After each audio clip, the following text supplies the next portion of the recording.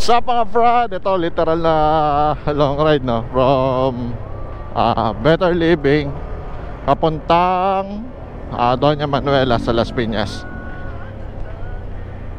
So today is May 1, Labor Day, at wala naman traffic. So single booking lang to.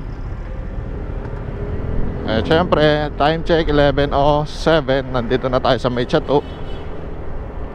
At tignan natin kung anong oras tayo makakarating doon ng mabilis. Basta kung anong oras tayo makarating. Kakakain ko lang din eh. Medyo nakakantok talaga pag busog, pag nabiyahe. So mamaya update ko kayo sa mga dadaanan ko. Pero hindi ko nabibidyoan lahat kasi haba na naman. Hirap na naman mag-edit. So maya na lang. Time check 11:17 at nandito na tayo sa may Avida Tower. Harap niyan ay SM Sukat. May aksidente pang biker. Yan, nagkakarera kasi kayo dyan eh.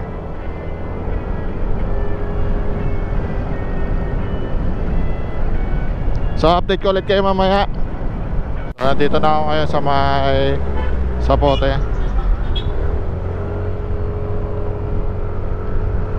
Sa may Sapote. Malapit na tayo sa Doña Manuela.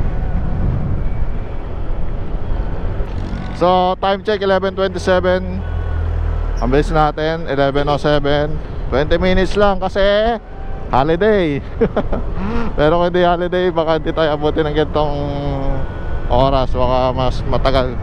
Siguro mababa na 40 minutes kung tawag dito, kung hindi holiday. So update ko ulit kayo mamaya pag nandun ako. Mga Brad, nandito na tayo sa Doña Manuela. At papasok na tayo sa village.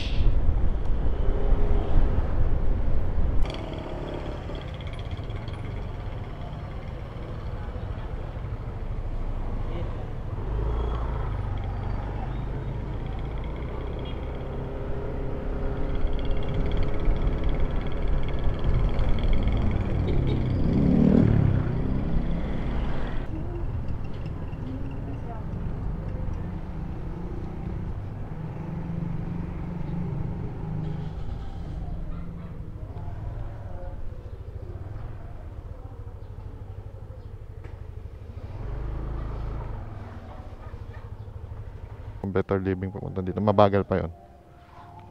Nandito na si ma'am.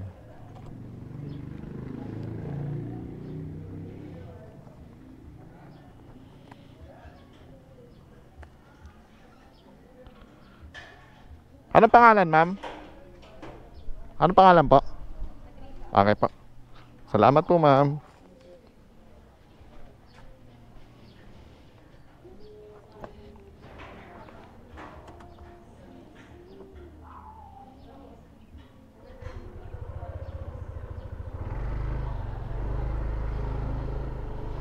So hello mga Brad, na-deliver na natin, no?